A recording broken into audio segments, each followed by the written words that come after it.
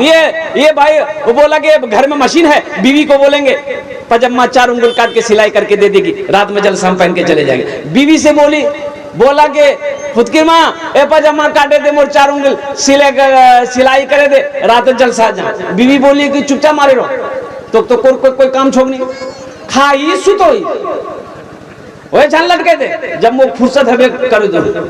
बोले नहीं इससे नहीं होगा, बहुत मौसम नहीं। बेटी को बोला माँ मुझे जलसा जाना चाहिए, ये पैजामा ये दर्जी 4 उंगल बड़ा सी दिया, काट करके सिलाई कर दो। बेटी बोली अब्बा बस आधे घंटे का काम रह गया है, आप चिंता मत कीजिए, लटका दीजिए हम कर देंगे। बोले ये हरोस नहीं है बे। बहू से बोला तो बहू समझा दी कि अब्बा देखिए आप इतना टेंशन काहे ले रहे हैं, पजामा वहां लटका दिए, खाना खा के सो जाइए, आपको रात में जगना है, जलसा ना सुनने जाना है, जब सो के उठिएगा पजामा आपका रेडी रहेगा। बेचारा मजबूर होकर पजामा लटका दिया, खाना खाया, सो गया। 3 बजे उसकी बीवी को याद आया, हाँ मुन्नर बाप जावे जलसा सुनवा पजामा करवा कटवा को ली कैची 5 उंगल पजामा काटी सिलाई करके वहीं लटका दी। ठीक आधे घंटे के बाद उसकी बेटी को याद आया, बाजाबे जलसा सुनवा पजामा कटवा को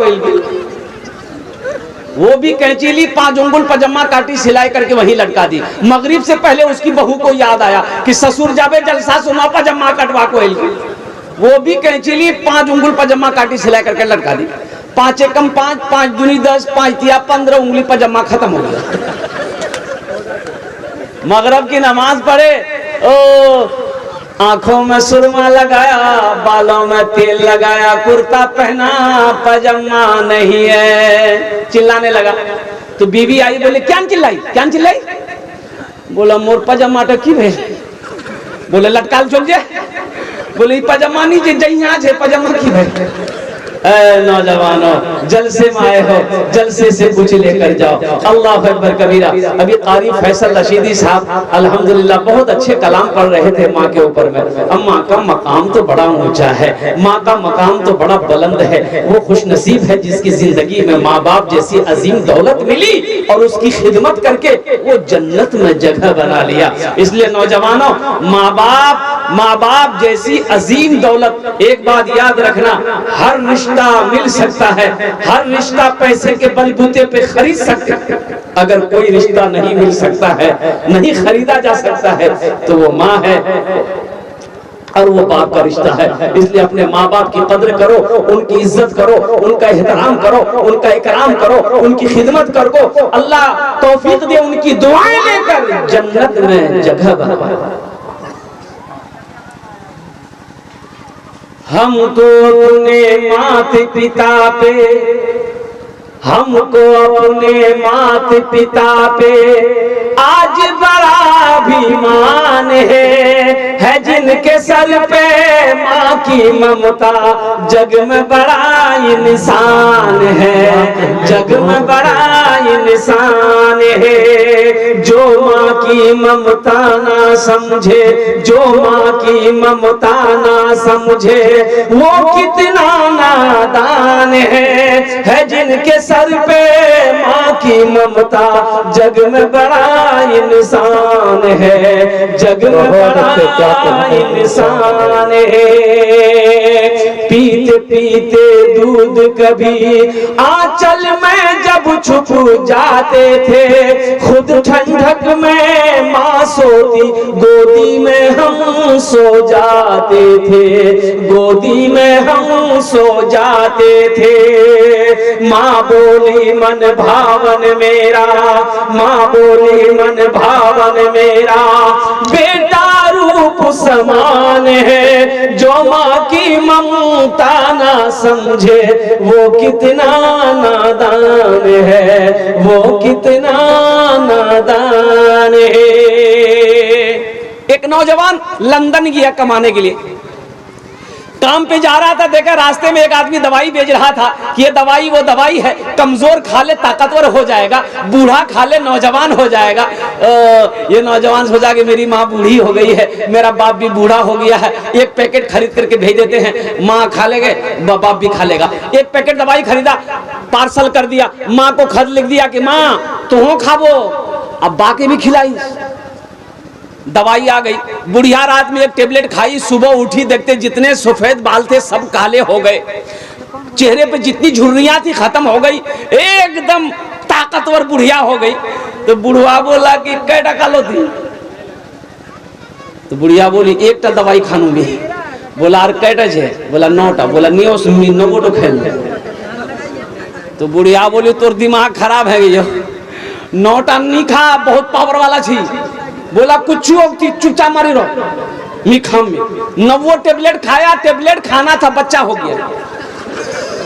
बुढ़िया बोली पहले ना हम समझाए थे मत खाओ, बहुत पावर वाला, अब तो मेरे लिए की करूंगी? बोला मुझे झूलना झूले देती। कुछ महीनों के बाद इसका बेटा आया, माँ को देखा, बड़ा खुश हुआ। माँ से पूछा कि माँ बाकुयान से? बोले बा झूलना झूलो।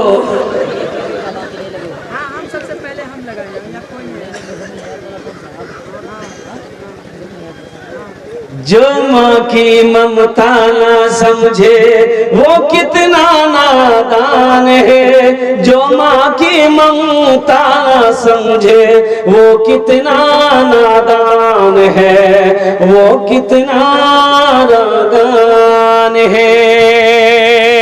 माँ का मकाम बड़ा ऊंचा है। हजरत मूसा अलैहिस्सलाम को आप लोग जानते हैं ना भाई, नाम सुनेंगे नहीं? मूसा अलैहिस्सलाम का नाम सुने ना, अल्हम्दुलिल्लाह। जलीलुल कद्र पैगंबर हैं। कुर्बान जाइए, सफर में है, थक गए और कई घंटे चले, पैदल चल रहे थे, थक गए, अब पाँव में ताकत नहीं, बैठ गए। रब की बारगाह में दुआ करी, मौला अब तेरे मूसा को चला नहीं जाता, या अल्लाह कोई सवारी का इंतजाम हो जाता तो मेरा सफर मुकम्मल हो जाता। अल्लाह ने कहा मूसा थोड़ी दूर और चल, वो जो पहाड़ी है ना वहां मेरा एक बंदा बैठा है, वो तेरी सवारी का इंतजाम कर देगा। माशाल्लाह। हाँ भाई बैठ जाइए, बैठ जाइए, बैठ जाइए। जाने दो भाई, अजय एक वादा करो जब तक मेरा बयान हो कोई जाना ना नहीं करेगा। जाएगा? अरे जाएगा? यही लगले जा है बे। एक तकरीर कर दी, नौजवान खड़ा हुआ, मैंने कहा क्या हुआ? बोला हाई। हम बोले बैठ। 10 मिनट बाद फिर खड़ा हुआ, मैंने कहा क्या हुआ? बोले मौलवी साहब बहुत जोर से लग गया हमको। मैं बैठा और बैठ गया। कुछ देर के बाद मेरी तकरीर ख़त्म हो गई तो नज़र पड़ी, वो बैठा हुआ था, तो हमने इशारा किया बेटा जा। बोला नहीं जाऊँ। मैंने कहा क्या नहीं जाओ? बोला क्या करने जाएंगे? जो करने जा रहे थे वो यहीं होगी, अब जाने की जरूरत नहीं है। मूसा अलैहिस्सलाम ने कहा कि मौला कोई सवारी का इंतजाम हो जाए। अल्लाह ने कहा मेरे कलीम चंद कदम आगे बढ़, उस पहाड़ी पर मेरा एक नौजवान बैठा है, तेरी सवारी का इंतजाम कर देगा, तेरी सवारी का इंतजाम कर देगा। जा। मूसा अलैहिस्सलाम गए, देखा कि एक नौजवान अल्लाह की इबादत कर रहा है। सलाम दुआ होने के बाद वो नौजवान नहीं पहचानता था ये अल्लाह के पैगंबर हैं, ये अल्लाह के कलीम मूसा अलैहिस्सलाम नहीं पहचानते, कोई मुसाफिर होगा। सलाम दुआ हुई तो मूसा अलैहिस्सलाम ने दाएं देखा, बाएं देखा, आगे देखा, पीछे देखा, ऊपर देखा, नीचे देखा, कोई सवारी नहीं है। अब उस वक्त की सवारी थपाची थोड़े थी, अरे उस वक्त की सवारी मोटरसाइकिल, जीप, कार, ट्रेन, बस नहीं, उस वक्त थी इन्हों के, ये सब के तो बुनियाद ही नहीं थी, वजूद ही नहीं था ये तमाम सवारियों की। उस वक्त सवारी क्या थी? ये घोड़ा है, हाथी है, ऊंट है, खच्चर है, गधा है, यही सब सवारी। तो देखा यहाँ ऊंट नहीं है, हाथी नहीं है, घोड़ा नहीं है, खच्चर नहीं है, गधा नहीं है, ये नौजवान मेरी सवारी का इंतजाम कैसे करेगा? लेकिन अल्लाह ने कहा है ये नौजवान तुम्हारी सवारी का इंतजाम कर देगा। बैठ गए तो मूसा अलैहिस्सलाम ने कहा कि नौजवान मुझे फला जगह जाना है, मेरी सवारी का इंतजाम करो। अल्लाह ने कहा, अल्लाह ने कहा है सवारी का इंतजाम करो। ये नौजवान कहने लगा कि आपको कहाँ जाना है? तो मूसा अलैहिस्सलाम ने कहा कि मुझे फला मकाम पे जाना है। तो अभी अभी कर देता, अभी सवारी का इंतजाम कर देता हूँ।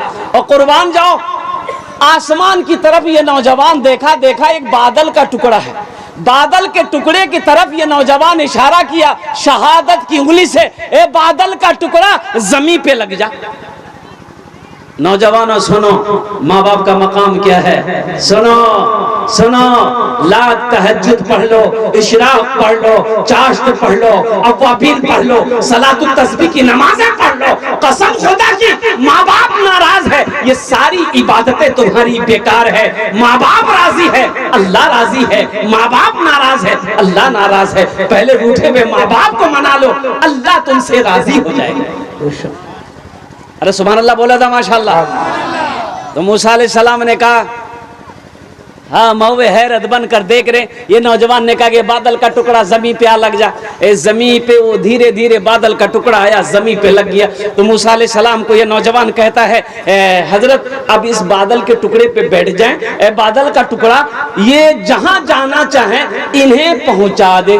नौजवान की जबान से निकलना था, बादल का टुकड़ा उड़ना शुरू हो गया। मूसा अलैहिस्सलाम हुए हैरत हैं, अल्लाह की बारगाह में दुआ करी, मौला ये नौजवान कौन ऐसा अमल किया है कि जिसके ताबे तुमने बादल के टुकड़ों को कर दिया? आखिर कौन सा अमल है, कौन सा वजीफा है, कौन सी इबादत है, कौन सा काम है? तो रब ने इरशाद फरमाया, ऐ मूसा ये अपने माँ बाप का फरमा बरदार बेटा है। सुनो ये अपनी माँ की बहुत खिदमत किया है, अपने बाप की बहुत खिदमत करता है। एक दिन इसकी माँ ने कही कि मौला मैं अपने बेटे से राजी हूँ, तू भी राजी हो जा। ऐ मूसा सुनो ये अपने माँ बाप को इतना फरमा बरदार है कि इसकी कोई दुआ रद्द नहीं करता हूँ। मैं जो भी दुआ कर दे मैं उसे कबूल करता हूँ। ऐ मूसा अभी तो सिर्फ उन्होंने बादल के टुकड़े को हुक्म दिया, मैं जमीन पे लगा दिया। कसम है मेरे इज्जत और जलाल की, अगर वो आसमान को भी हुक्म देता मैं उसे भी जमीन पे लगा देता। ये माँ बाप का मकाम है। नौजवानों अपने माँ बाप के मकाम को समझो और कुर्बान जाओ। इसमें बहुत सारे लोग होंगे जिसकी माँ नहीं होगी, जिसका बाप नहीं होगा। नौजवानों माँ बाप क्या है उनके दिलों से पूछो, जिनकी जिंदगी में माँ नहीं है, जिसकी जिंदगी से बाप अजीम जैसे